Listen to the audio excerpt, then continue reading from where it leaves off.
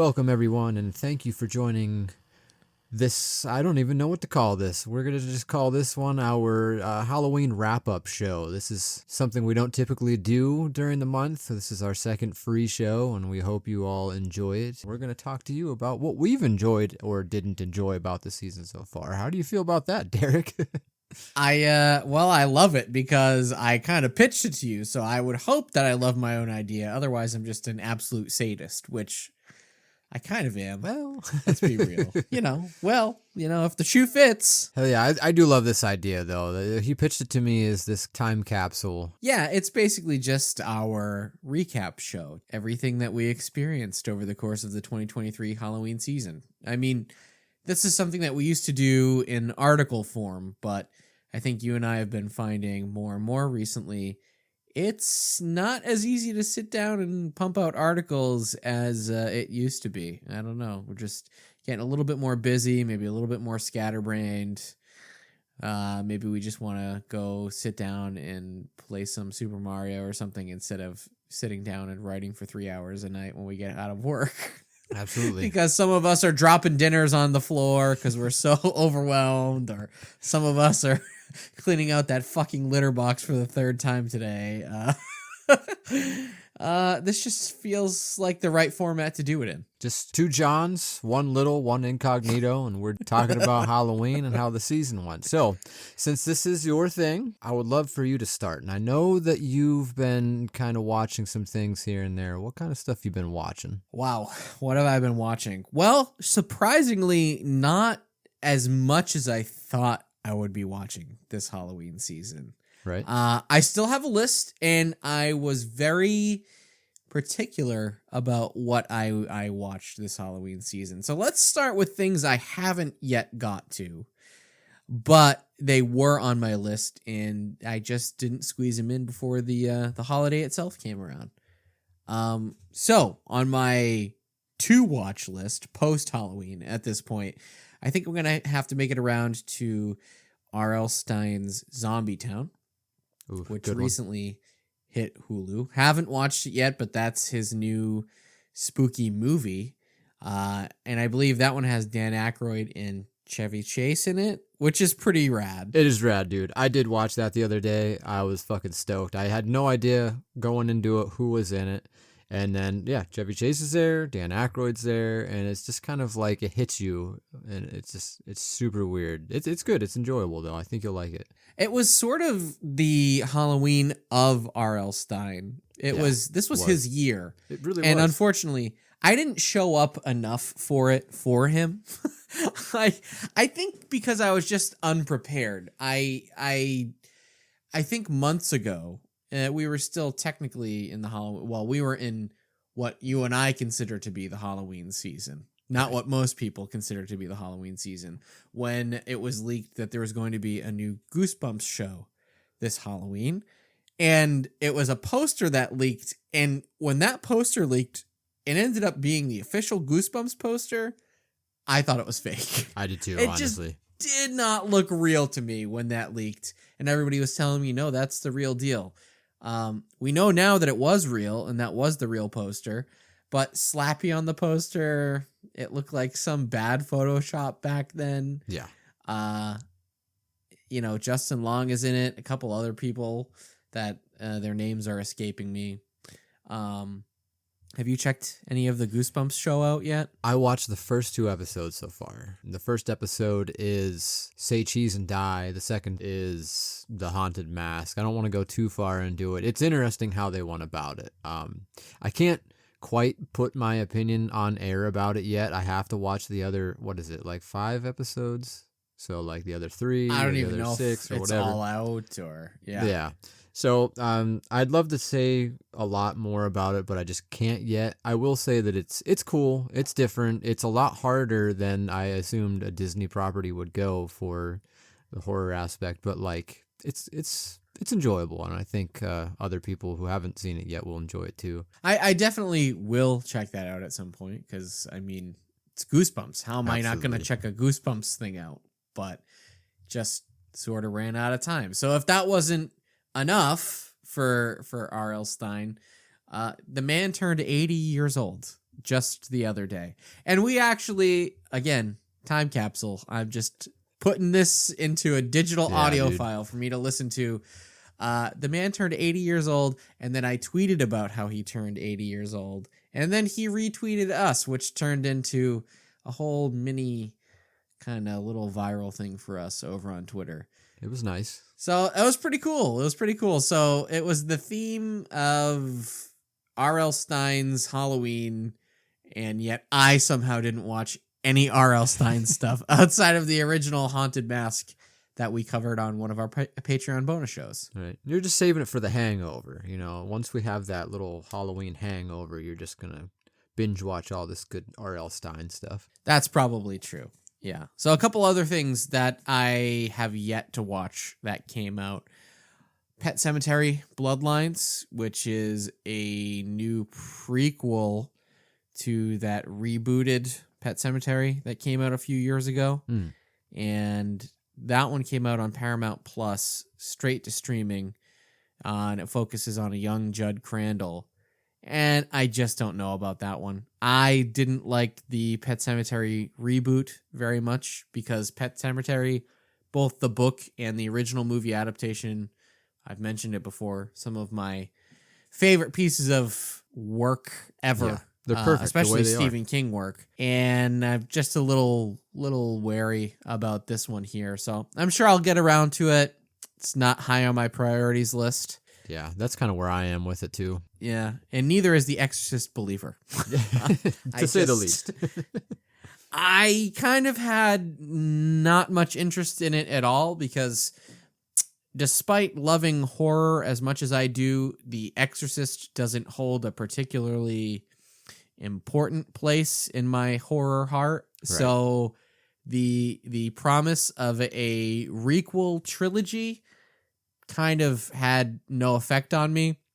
I would have went to go see it until some of the reviews from peers were pouring in, and I was like, do I really want to waste a night in October on that? Right. Probably not.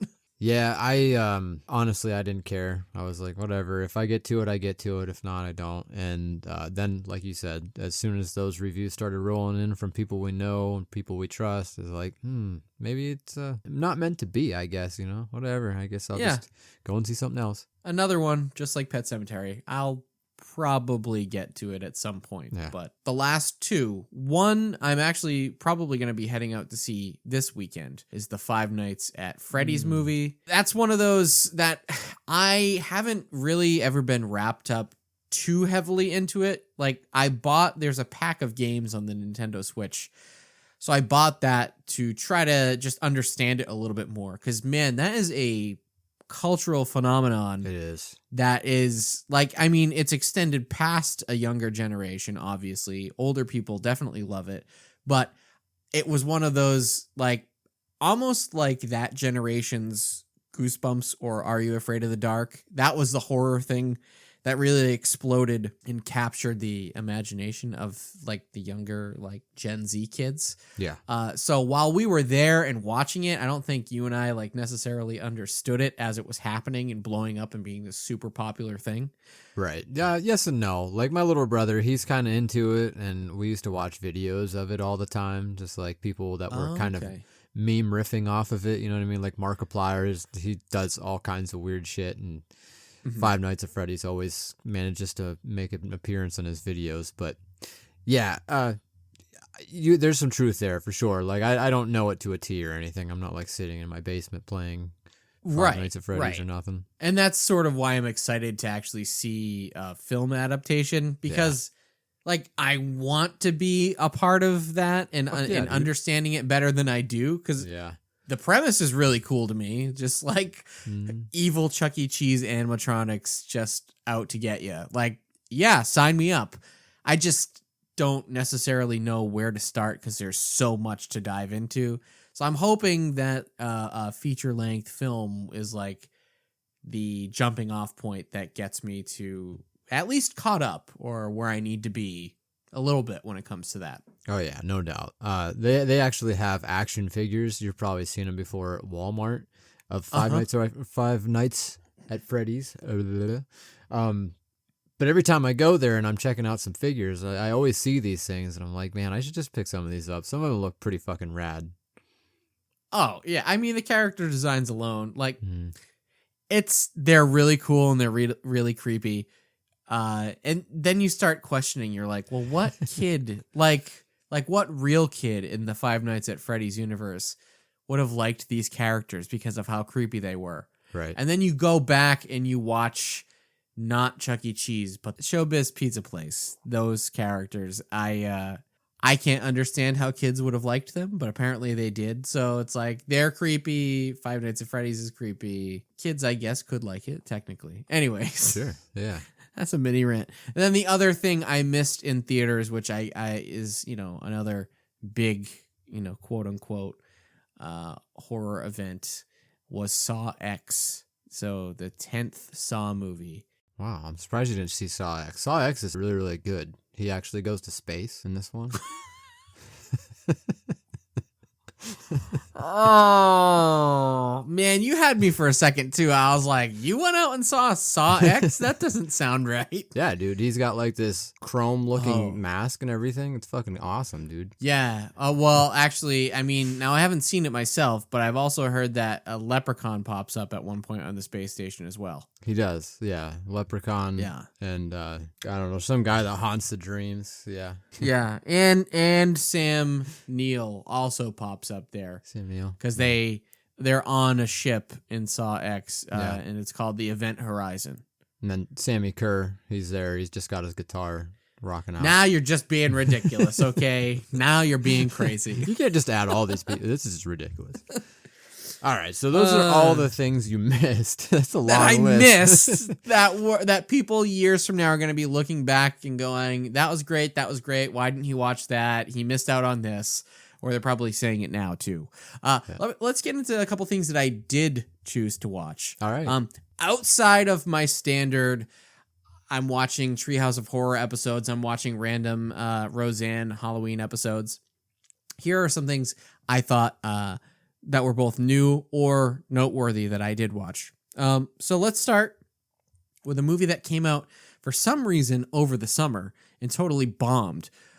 It's finally on Hulu, so I caught up with it the other night, and it's called Cobweb. Have you heard rumblings about that movie at all? Not even a little bit. I'm looking at this note here, and I'm like, what the fuck is this? Yeah, this one has escaped me. But there's, to be honest and to be fair, there's so much out this season. It's not a surprise that I missed it, I guess. There's so much, and yet it feels like nothing came out as Right. well. It's weird, and I think part of that is because the past few years have felt like such banner event years at the movies. Yeah.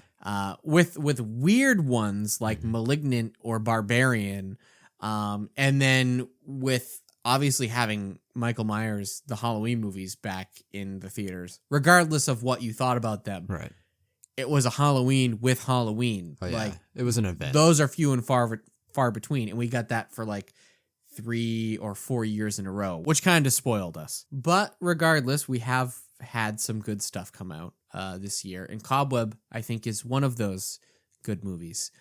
I won't spoil it too much, but I will say that I think that you'll like it. This isn't like my favorite horror movie of the year or anything.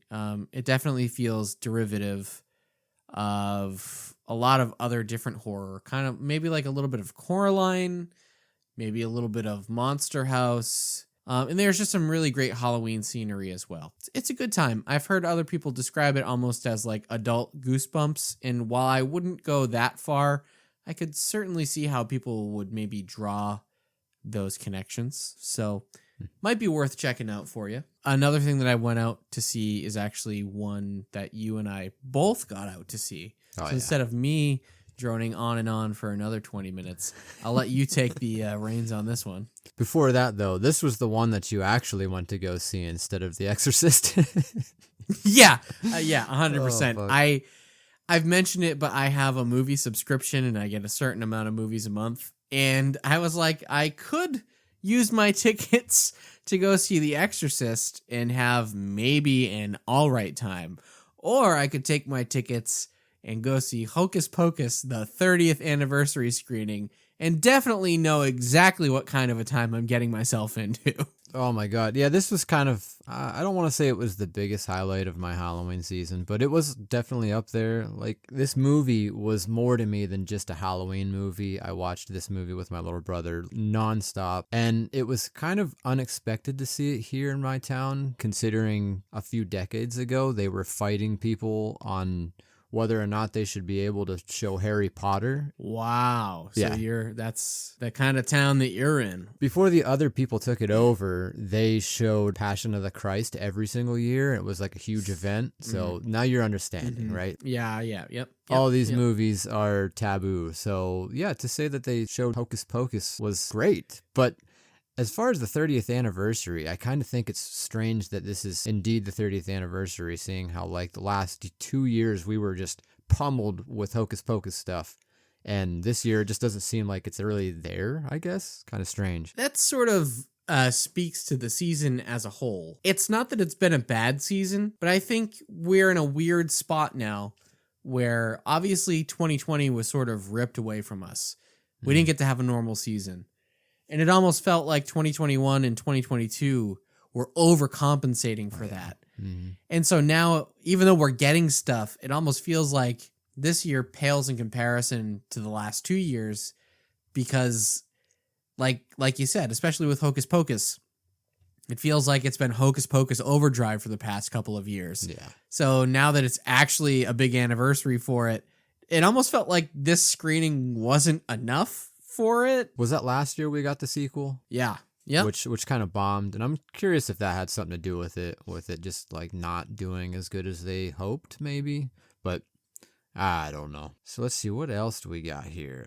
You watched a Svengoolie, Abbott and Costello, and the Killer Clowns. Yeah, so I've written about this a couple times now on the Halloween Journal, which I earlier I mentioned that we don't really have a written component as a time capsule, but I suppose we actually do, and that would be the Halloween Journal up on the site. So Yeah. I guess if you want a written companion to this, go read that. But I did mention it up there. I decided, for the first time since I moved into this place, I was going to look into how can I watch Svengoolie during the Halloween season. Because, honestly, I think I like him the best out of all of the horror hosts. He just speaks to my sensibilities a lot more. He's quick. He doesn't linger too much. Like Joe Bob, I like, but Joe Bob is there for a while, which is great because you're watching Joe Bob for Joe Bob. But sometimes I just want to watch the movie and have a little bit of host and not 10 minutes of host, And that's where Svengoolie comes in because it's all jokes about rubber chickens and like old, almost vaudevillian jokes and quips. And it's so cheesy, but it's good and it's perfectly timed. So needless to say, I found a way to finally watch him again. And so far I've gotten 2 screenings, 2 different Saturday nights out of it. The first one that I went out of my way to see was he was showing Killer Clowns from Outer Space. And I was going to watch that movie anyways this season, and this just happened to be the best way to do it. How do you pass that up? You don't. I actually got to see Killer Clowns at the Mahoning Drive-In this year, which was really fucking awesome. You did, which is a bit better than Svengoolie. You want to talk about that a little bit and just like tell me what that was like? Because it wasn't just watching a movie. No, man. So yeah, the Mahoning Drive-In, I can't remember exactly when it was. It feels like ages ago already. But I saw the Killer Clowns. They also played Critters, and they also played Ernest Scared Stupid. And we all know that the Chiodo brothers all had a hand in each one of those, or completely produced one, whatever. And so the whole thing was just to go there, meet the guys, which I didn't do because I don't have anything to say to anyone. Like, I just don't know. I'm not an autograph type of person. If I meet you in passing, shake of hand, great movie, loved it, and yada yada. But mostly went there just to like meet up with people that I know online. So I met up with Dave over at Haunted Hangover and his fiance. That was pretty sweet, seeing people putting faces to the people that I guess not really faces. I've seen them a million times, just not in real life. I missed out on meeting Louis. The weather turned to shit the day that he was supposed to come up there, and he wasn't going to waste 2 hours of his day to come out, which is completely understandable. Strangely enough, I got to meet up with someone I didn't know was going to be there, Matt from Brain Candy. That was pretty awesome. He actually picked me out of the crowd and asked me if I was who I was, and I was like, yeah, dude, this is fucking awesome. But wow, celebrity sighting. It was cool, man. It was kind of an eye-opener seeing all the people that like we see online there. There was a couple people I missed on the Saturday of because it was rainy and crappy and I didn't go out. Tapes from the Crypt was out there. Really wish I could have went out there and met him, but there's other days. So, but the Mahoning Drive-In in general was really, really cool. I really liked going there. It was a cool vibe, and it was not too hot, not too cold, just right in the middle. Just right, just like Grimey's porridge. Yeah, the porridge and the beds and everything. All right, so just quickly, a couple more things that I watched and checked out. I watched a few new to me SpongeBob Halloween episodes because I recently found out that in some of the newer seasons, they've really been playing on old jokes like from when I was a kid. I don't know if you remember the hash slinging slasher episode. Oh, yeah. That infamous one. And at the end, it's Nosferatu. He's flicking the lights on and off. Mm-hmm. So they've been playing on that recently and in recent years. And Nosferatu actually shows up in a few different newer episodes. Wow. That's awesome. Both an episode called The Night Patty, where the whole premise is the Krusty Krab changes at night, and it's run by like all of these creepy sea urchins, and the manager, instead of Mr. Krabs, is Nosferatu. So oh my god, I had to check that episode out. And then another one that everybody should check out, you included, Grimey. I believe it came out last year, and it's called Squidferatu. And the whole episode is sepia toned. It's SpongeBob and Squidward, and they're invited off to basically Nosferatu's underwater castle. And it does the whole Dracula bit where they're in Nosferatu's mansion and he's trying to suck their blood, and they're kind of oblivious to the whole thing. And in the episode, they're even doing like a Peter Lorre impression where it's Renfield's. There basically is a Renfield character, and he's talking like this the whole time. So wow. It's pretty good, man. It's definitely one of the more underrated watches of the season for me that I implore everybody to check out if there's still time. And you can, even a little Halloween spillover, you could pop this on November 1st or 2nd. On the complete opposite end of the spectrum, I watched this documentary on Hulu called Monster Inside, and it's subtitled America's Most Extreme Haunted House. I won't go too into this one, but if you're into haunts at all or haunted houses, there's a good chance you've heard of this place called McCamey Manor. Oh yeah. And the whole shtick is that it's an extreme haunted house. You sign all of these waivers, and if you make it through to the end, you win $20,000. Well, nobody's made it to the end, and it's not because people couldn't. It's because the guy who runs it, Russ McCamey, it's all fake. Like it's without saying anything directly, because he seems like the type of guy to take a clip from a podcast and then sue somebody over it. It just seems like what he does is not very legitimate, and this documentary sort of shines a light on what he does and how he sort of abuses his quote unquote extreme haunt. And it's just an interesting and sort of uncomfortable watch, because it shows you how extreme haunts could be done, are done, should be done, versus what he's doing. And it's sort of just a weird character study into a guy who's probably taking things too far. So if you're looking for not a feel-good watch, but something that's interesting, I could recommend this one. It's in stark contrast to my other favorite Halloween haunt documentary, The American Scream. That's a feel-good, yeah. I was waiting for it. homegrown, fun, great documentary, and this is like the complete opposite of that. But it's also still compelling enough that I'd recommend it. So let's start with some food. There's been some food, right? Oh my God. Yeah, not as much as, again, like I thought maybe in years past, but like then I'm looking at this list and we got quite a bit here. There is. I'll give some credit, and I won't get into it just yet. We'll go with the list here. We'll talk about some pros, some cons about the food situation this year. I guess it's only proper to start with the big one this year, right? Carmilla Creeper. That makes sense. That's really what kicked off the Halloween season for us super early this year. Yeah. Sometime at the beginning of the summer when that was sort of leaked that, yes, we were getting a new cereal monster. That was crazy. That was craziness. Not just a cereal monster, but a female one. The first female in the lineup. That's huge. They really kind of blew this one up for it. My question is, how many people remember here in October?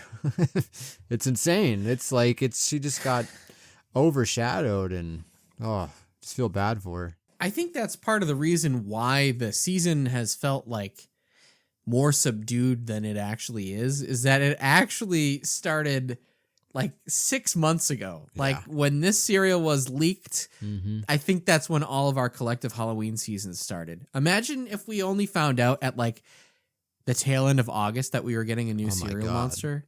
Yep. The season we'd still be riding that high right now. Oh yeah. Or even like the beginning to middle of September. Like, oh my God. Mm-hmm. It would be fucking shit in like my when we pants. were kids. Yeah. Uh-huh. Yep.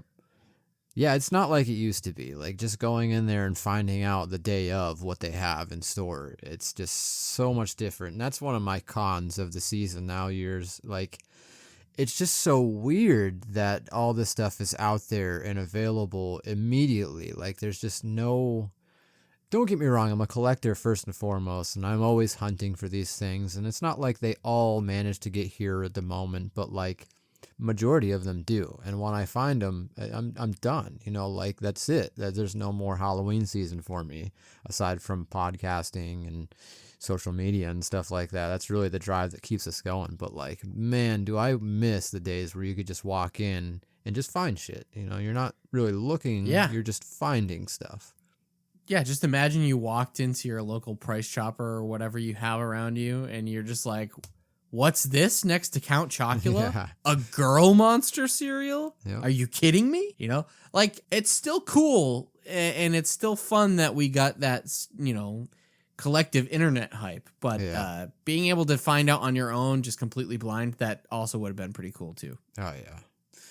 So what did you think of the cereal anyways? Did you like it, hate it? I What was your... finally tried it for the first time the other day. And it was good. It definitely is good. And it's weird in the sense that it's weird in the way that all of the other monster cereals are weird, because these modern iterations of the monster cereals smell crazy when you open that box. Yeah. Yep. And then you go to eat it, and it is way more muted of a flavor than you're expecting it to be. Mm-hmm.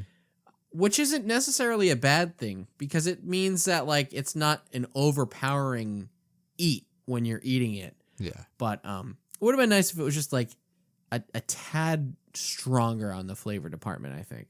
Right. I was here for it. I enjoyed it. I mean, you guys seen me react to it on Haunted Hangover stuff, and you knew that I basically said it was the best thing in the entire world. I may have went a little far above what really was there. It's cereal. It's good. It's good. Yeah. I will say, you for a while there were convinced that this was the best of them, and that I was going to think that this was the best of them. And I think that this is like maybe a close second, because I think it's kind of blown all of the original three out of the water, at least for now, for me. Because I used to be a really big Frankenberry guy. Okay. Frankenberry is my jam. But I will say, I am still holding court here. I think that Fruit Brute is still my favorite and will probably always be my favorite of the bunch. Like, That's fair. It's Fruit Brute for me, man. And then Carmella can just a little tiny bit behind Fruit Brute. Just a hair behind. Which makes sense because, Fruit Brute has all that hair. Badumch. All right, so while we're still on the topic of cereals, we got another pretty big cereal this year, right?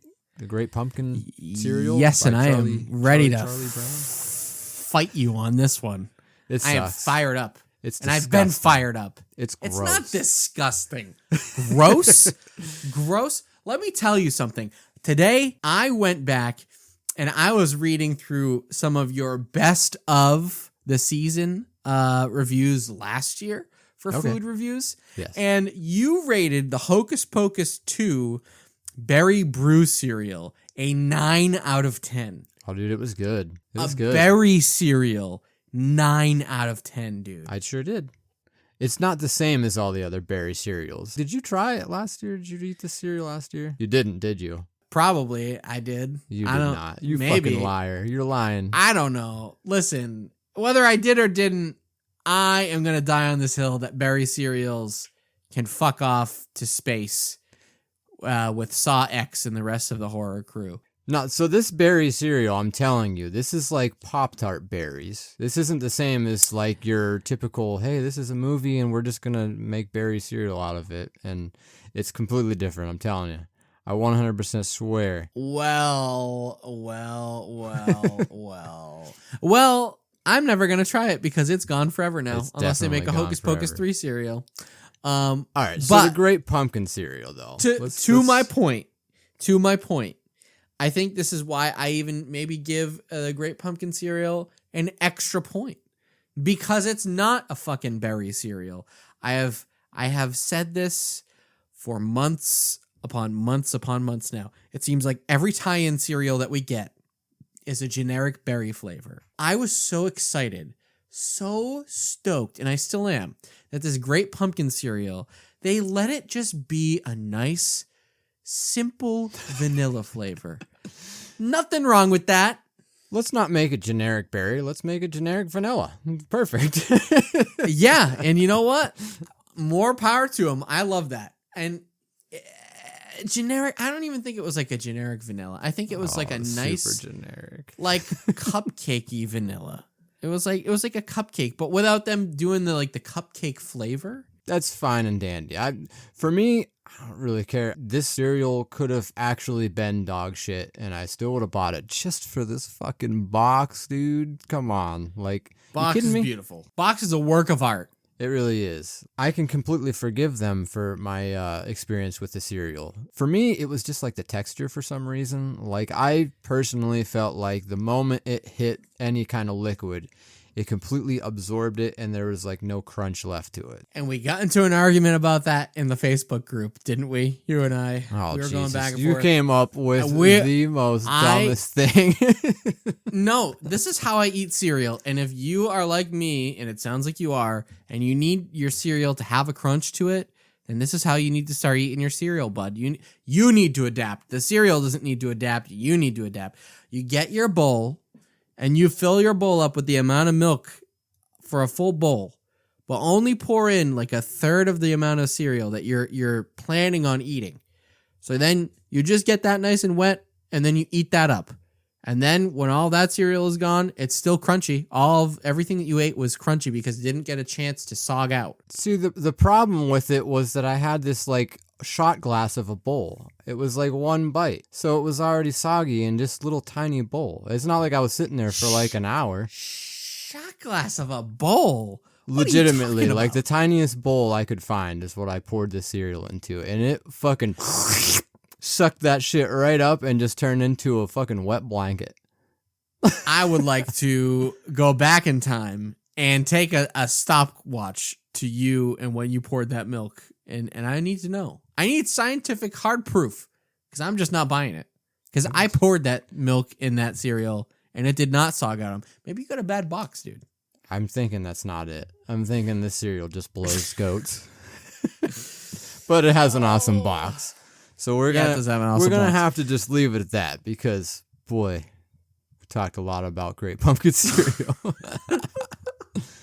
I have done more arguing this Halloween season about this Great Pumpkin cereal. Oh than my I god, have he is about ready anything to else. die on this hill. For a Halloween special that I don't even like that much. Figure that one out. It's actually one of my favorite Halloween specials. I think that's what's not sitting right with me is that you love this special so much and I don't, and I liked the cereal and you didn't. And I'm like, you should be the one dying on this hill, Grimey, not me. Well, that's why we're Big John and Incognito John. We're the best of both Johns.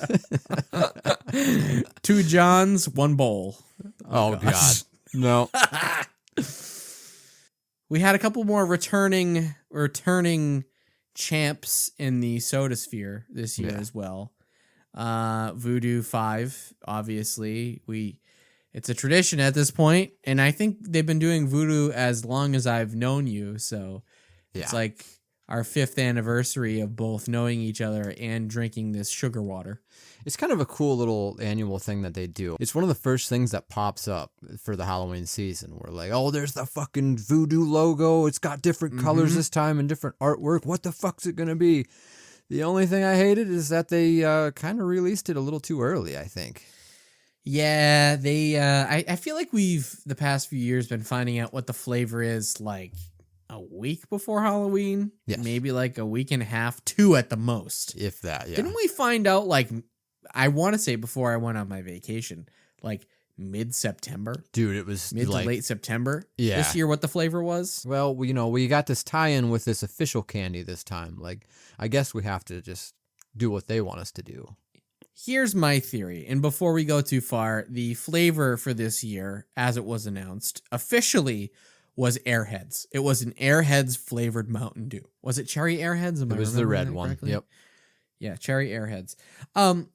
I think that they had to announce it early because I'm assuming part of the deal and them getting an official tie-in to Airheads was that Airheads, the name itself needed to be out in the open, out in the ether, like long enough before Halloween to maybe influence people buying Airheads for their candy to give out on Halloween for trick-or-treating. Absolutely. Totally, man. That's the only angle to look at it, honestly. Like, it's the one that makes the absolute most sense. There's no point in doing this tie-in. They have no benefit from this if they find out on fucking Halloween night that this is Airheads. And so it's like the double-edged sword because it's like we've been wanting an official candy. Yeah. And it's like, but this is also what we get when we get an official candy, you know? Another It's one like, of those classic be careful what you wish for kind of things. It's the old monkey paw voodoo act. Ooh, one of them fancy monkey paws. Let me diddly try that.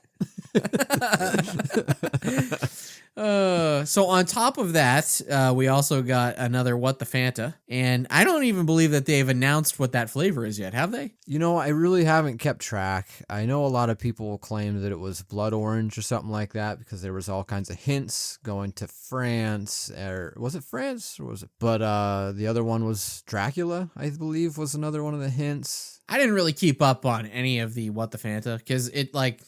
They're trying, but it just doesn't have the same allure as Voodoo. Right.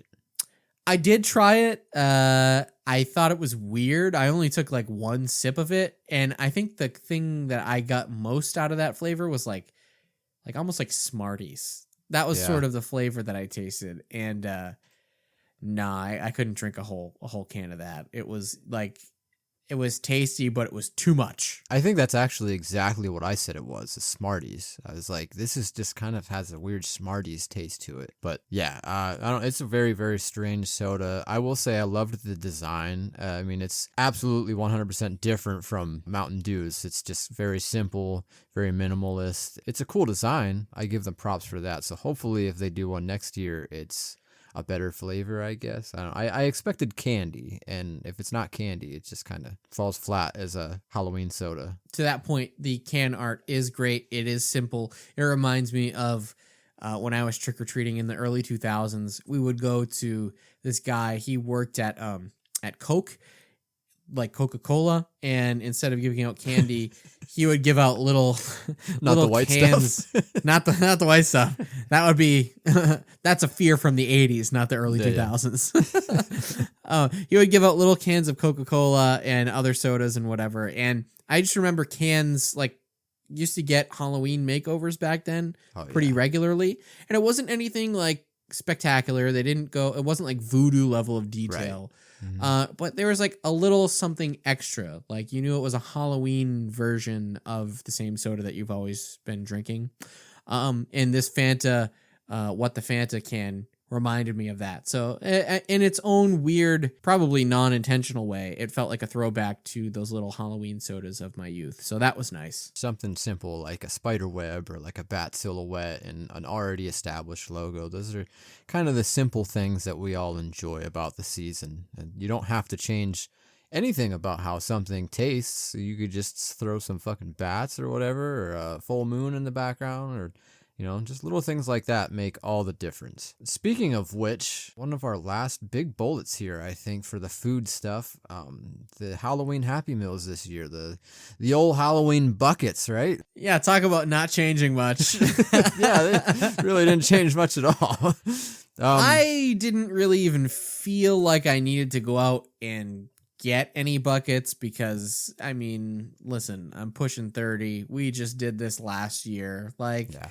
I didn't feel the urgency to do it in the same way that I did last year because it really felt like an exact repeat of what we just did like less than 12 months ago.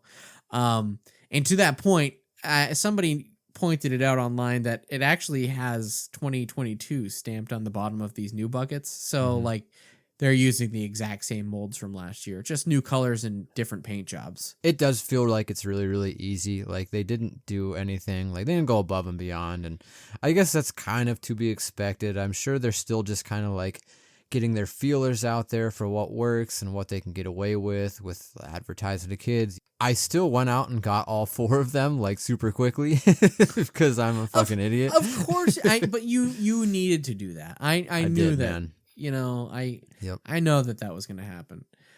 I don't know. I just think like these Halloween buckets like this year, it still plays into what I've been saying all along is like, it almost feels like despite us getting Halloween buckets again, which is a huge thing, it just doesn't feel as monumental to us this year or to me as it did last year or the whole season. It just sort of feels like the theme of the season so far, where it's like, man, if I'm complaining about this now, I'm going to look back and I'm going to listen back to this episode years from now when we're having like an absolute dry spell of a season, like a real genuine dry spell. Yeah. And I'm going to be like, Derek, you are such an idiot. You had it so good in 2023 and you just couldn't see what was right in front of you. When I first seen the promo for it, I was like, oh, well, this is perfect. Something I don't actually need to go out and get. I can just cross this one off my list and move on to something bigger and better. But the more I look at them, this kind of fits. Like, I think a few years from now, maybe not me and you, but these kids, I'm telling you, the kids, when I went to get my last bucket, I was actually getting the green one. And they fucked up. They gave me the purple one again. I was like, no. I called. I wanted the green one. I know this is a really weird thing, but like I called for the green one. They're like, oh yeah, you're that guy. I was like, yeah, I'm that guy. And they gave me my bucket, and I was like, you want this one back? Because I didn't even touch it. I was like, I don't need it. And they're like, no, you just keep that one too. I was like, oh, cool, whatever.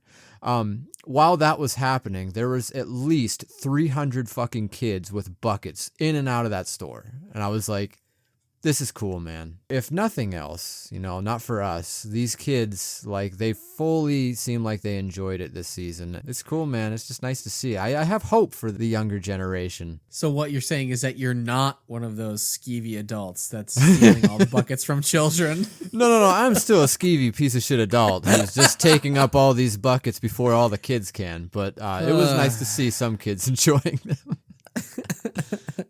Yeah, I think that's what I need to keep reminding myself about this season is that while I might not be totally enamored and blown away by a lot of this stuff, it's not really about me, right? It never really has been. Like Halloween at its core, the way that we celebrate it in the modern day, kind of all about the kids and always has been about the kids. Yeah, totally. So two things I want to touch on before we move from the food aspect of this episode here. One, where the fuck are the Monster Mouth Skittles at? Are y'all out there somewhere? Oh. We did not get these things, and it kind of pisses me off because that was one of the things I was like really looking forward to. We got this first image of them way back, and I think like March, and that was the only thing that didn't hit shelves. I thought that was really strange. They're supposed to color your mouth purple. I know that Skittles is under fire for having all this dangerous food coloring, so I'm assuming that had to do with it, but I am just as beat up about this as I am the Kool-Aid from 2 years ago. That's it. I was gonna interject, but I let you finish, and I'm glad that I did, because I was gonna say, wasn't there something else that was supposed to come out and it didn't, and I couldn't remember exactly what it was.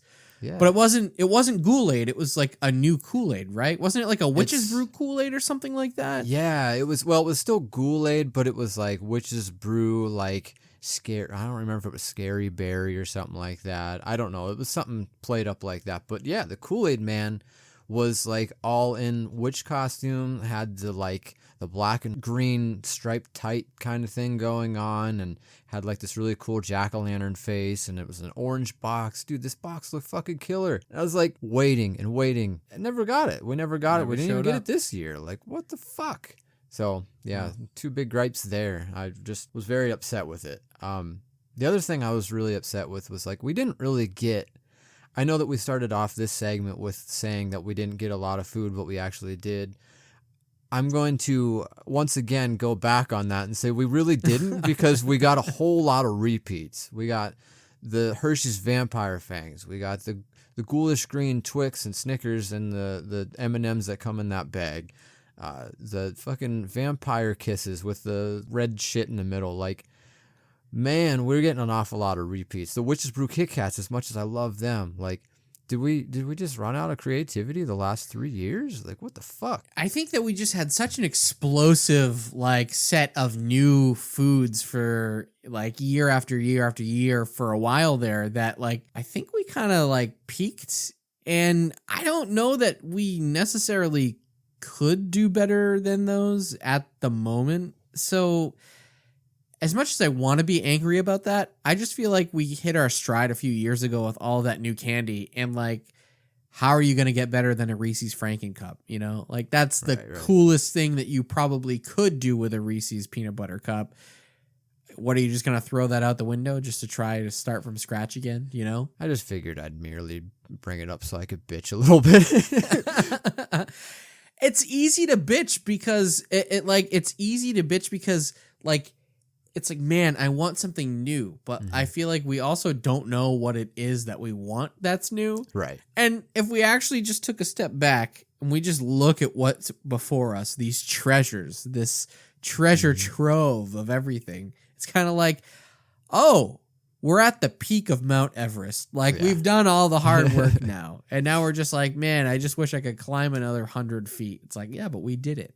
let's just bask in our riches. All right, so that's the food. Let's move on to a couple of things that we might have did, places we might have gone really, really quick here. I can start this one off really fast. I only have 2 that I really did. 3, but one we already kind of went. We talked about the Mahoning Drive, and that was one cool thing I did. But the one thing I did was a little thing called the Great Pumpkin Project. My buddy, actually our buddy, our new friend Adam over at the Great Pumpkin Project gave us a couple of tags. Well, he gave me tags. I'm going to send you one sometime once I remember. But so these tags, you carve out a jack-o'-lantern, you put one of these tags on it, it has some of his information on it that you can kind of look up. And the idea is to find a place around your town where you feel like this jack-o'-lantern deserves to go, like a place that just screams Halloween but is just missing the jack-o'-lantern. So that's one thing I finally got to do this year. I really wanted to do this a couple of years ago, and I'm fucking 34 years old. I'm so goddamn lazy anymore. I just don't find time to do little things like this, even though there's plenty of time to do them. This time I didn't make excuses. I just did it, and it's actually a lot of fun. It won't be my last time doing it. I think next year I'll go a little bit harder, maybe 2 instead of 1. I know he does like one for, I think he does one every single night One a for night, I Halloween, believe. for October. Yeah, so he's going hard. He's been doing this for a long time too, I guess. So props to him. That's fucking awesome. It's really, really cool. I will kind of piggyback off of what you just said. It's about getting out and doing something that you've always wanted to do. That's in the spirit of the season, and it doesn't really even mean that you're spending money to go and do these things, but it's just about like partaking in something that's like bringing you joy and maybe others joy as well, and you're sort of sharing in this mutual love of Halloween. So something that I've been doing, and I've mentioned it in the journal and in the Facebook group, but I've been going around to home haunts in my hometown because I found out that somebody put together a map for Worcester, Massachusetts, and its surrounding towns of houses that they might not be home haunts in the sense that you can actually walk through, but they're doing big displays. So it's displays, people who are putting in more than the average amount of effort to decorate their front yards or their porches or whatever it might be. So I've been using that map to go out, take nighttime drives. So far, I've visited 19 homes. Damn, and dude. Yeah, and just like go out and see the sights and see what all of these people have put together and all of these beautiful displays that people have thrown together, built, just labor of love. And it's sort of in the same vein as the Great Pumpkin Project, because it's just all about the love of the holiday and doing it because you're passionate about it, not because you're trying to make money at it or because you're trying to best somebody else or prove something. It's just about like, I like this, I'm going to do it, I'm going to share it with you. And so that's been just like probably the highlight of my season, because it's free, obviously, and it's fun in the sense that it's been a treasure hunt, and kind of like what you're doing and what Adam's been doing. You're sort of creating a treasure hunt for somebody, and I'm on the opposite end where it's like, now I'm going on the treasure hunt to find these Halloween-y things. Yeah, totally. 2 very, very cool and like kind of raw experiences. I will say though, when you first put this in the Facebook group, I must have read it wrong. I thought this was for like actual haunts, like one's walk-through haunts, and I was like, I mean, that's cool, great. So I didn't really read too far into it, but then when you actually posted pictures in the journal the other day, I was like, dude, that's fucking rad. Like, we do not have anything like that here. It's obviously not a big enough area to do something like that, and a lot of people really don't get into Halloween decorating here close to my place, but like, it's not a bad idea for even a small area. Like, I'm sure that there's a lot of people that have no clue that I decorate, and there's other people that decorate pretty big that I'm sure that a lot of people don't know they do it. It's just kind of a cool idea. So I don't know, might be a good thing to look into for this area. Absolutely. And if you can't pull anything together, you can always take a trip up here, and we'll do some hunting around here. You can come see the displays up in my neck of the woods. Totally. So in addition to driving around and seeing home haunts, I have been to some actual haunts as well. I started off my season pretty early here. I want to say like the first weekend in September. I went to a place called the Factory of Terror in Fall River, Mass. And if anybody from Massachusetts or Rhode Island is listening, if you've never been, it was actually really good. It was a really good haunt. It lasted probably like 20 minutes, so it's nothing super long. But if it's not like a crazy drive for you and you're looking for something to do, I do recommend that one. I also got out to another one, I think last weekend at this point, and it was just at a local sportsman's club. So it's like a step up from all of these houses that I've been driving around and looking at their displays. This was put on by, think of like the Elks or the Knights of Columbus, like kind of like a group like that. So it was really being run, while there were adults, it felt like it was being run by teens and kids, and it almost felt like this was more of definitely a community-based experience because it was people all from its town, but it almost felt like they were all there for community service. Right, so like a school project kind of thing. Kind of, that's the vibes that I was getting. That's a dope that vibe, was a hayride. It is. So the main draw was that it was a hayride, which they did actually a really pretty good job with it. I was actually surprised the amount of props that they had for something so homegrown and small. The one thing that I will say about the Century Sportsman's Club that you would have loved is I had to buy my ticket online. That was like the only option they gave me. But you actually have to go into the lodge to get your physical ticket before you go out and wait in line for the hayride. And dude, this lodge, when I said Knights of Columbus or Elks, it just had that old 80s, you're with your grandparents and they're taking you to a night at their local club like vibe to it. There was nice. a fireplace going, and when you walked in, it just smelled like cigarettes, and there was a line for the bar, and everybody was buying American beer. So it was like they're getting their Buds and their Coors and whatever else, and it was just a little bit cool.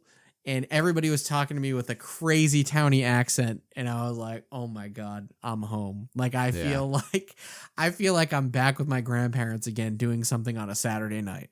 Right, very community oriented. Very cool.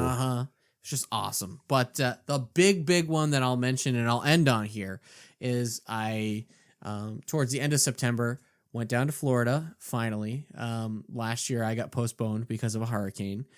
But this year, I got to do Halloween Horror Nights 32. And this is probably the best Halloween Horror Nights event I've been to. That's saying a lot. Man, the whole theme, it was all like one unified theme. It was based around this new character who they try to pitch it as he's been there all along with all the other characters. His name was Dr. Oddfellow. So basically, he's this immortal being, and each scare zone, he's in it, and it's a different time in his life when he was, running a carnival or when he was going through the jungle and shit like that. I don't know. It was a loose theme, but it was there. And there were 10 haunted houses. I was lucky enough to get through 7 out of the 10 haunted houses. Some of the highlights that I got to see were obviously the house. It was a Universal Monsters house, and this one was called Universal Monsters Unmasked. They've done Monsters houses in previous years. The last year that I went, they did a Bride of Frankenstein inspired house, which was cool. This blew that one out of the water. They took characters that don't get a lot of limelight these days and made them the focus of the house. So there was the Universal Hunchback. There was Jekyll and Hyde. There was the Invisible Man. The Phantom of the Opera was a part of that haunted house.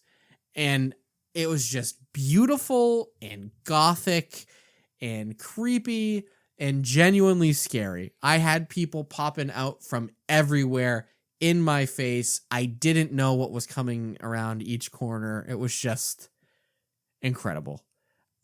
I know you're not sort of into that kind of thing, but if we could have done it with the lights on and you wouldn't have gotten jump scared, you would have loved it too. I think you would have thought it was like the most beautiful thing you'd ever seen in your life. Oh, are you under the impression I'm not into that? Because I totally love that stuff. You like going through haunted houses? I do. Yes, I do. Wow. I totally do. I've just never been to like anything real serious before. Yeah, I love haunted houses. Oh, I thought you couldn't do haunted houses. No, I can't do airplanes. They're two totally different things. See, and to me, airplanes are way scarier than haunted houses. I Absolutely. was like, well, okay, all right, that makes a lot of sense. Damn. Wow, I've misunderstood you all of this time. So, in any case, you really would have loved it then, because this was like the greatest thing I've ever been to. No, I know that you like live and breathe Halloween Horror Nights and stuff, And I would totally be there too with you. I can't get myself on a plane. We just got to knock you out beforehand, dude. That's it. We're going to take you to the vet and say, load him up with whatever sedative you got. And they'll say, that's not a dog. I really think it's just the snakes. It's true. I see snakes every time I fly. Totally. Some of my other favorites from this event were Chucky Ultimate Kill Count. That's a very divisive one in the Halloween Horror Nights community because a lot of people thought it wasn't great because it was a funnier house. But to me, it was the greatest thing ever because Chucky is far and away my favorite horror film franchise and always has been. So being able to see Chucky up close and personal and Chucky's humor sprinkled throughout a haunted house, that was just awesome, man. And in addition, you actually got to see some of the greatest hits from the Chucky franchise. Like early on in the maze, you actually saw a recreation of Jennifer Tilly in the bathtub getting electrocuted by Chucky. That's dope. So you got to see some of the greatest hits just right there in front of you, which was just awesome. As a fan, It was like ultimate fan service. That's so dope. One of the original houses I thought was amazing was called The Darkest Deal. And you and everybody else knows the basic premise. It's just the whole devil went down to Georgia, a musician making a deal with the devil that in exchange for his soul, he'll be like the best musician of all time. So they turned that into a haunted house, and that was excellent as well. And not my favorite of the bunch, but there was a Stranger Things house this year, and I've never got to see a Stranger Things house before. And this one focused all on Stranger Things Season 4. So you got to see Eddie, you got to see Vecna up close and personal.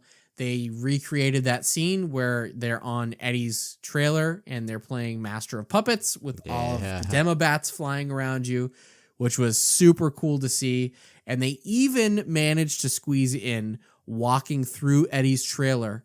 If you look up, you could actually see Dustin standing upside down above you and in the hole in the ceiling leading to the regular world with the towel hanging down the bed sheets to climb. So the attention to detail was awesome. The whole event was awesome. I had a great time, as I expected to. Yeah, man, I'm super jealous anytime I see any of these cool haunts. Like what the past couple of years they've had Stranger Things. There was a Killer Clowns one just not real long ago within the last 4 years. Like, one of these days, man, one of these days it's going to happen. We'll make it work. Yeah, we gotta. It's a great time. So Halloween Horror Nights 32, great event. One night only for me, but what a night it was.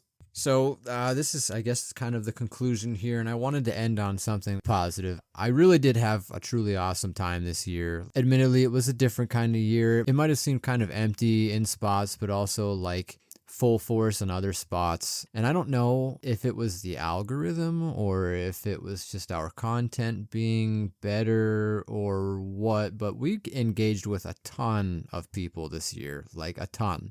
We've gained a lot of followers. We've been seeing a lot of new listeners to the show. We did a scare package this year and it sold out very, very quickly. Like, I didn't think I was going to sell one of these at all, but they did really well. Just super thankful. We paid nothing towards advertising this year. So like, It's insane because we've been getting quite a few likes on different posts and stuff. Genuinely, it just seems like all in all, we're on the right foot, I always tell myself and I ask myself, like, I'm 34 now.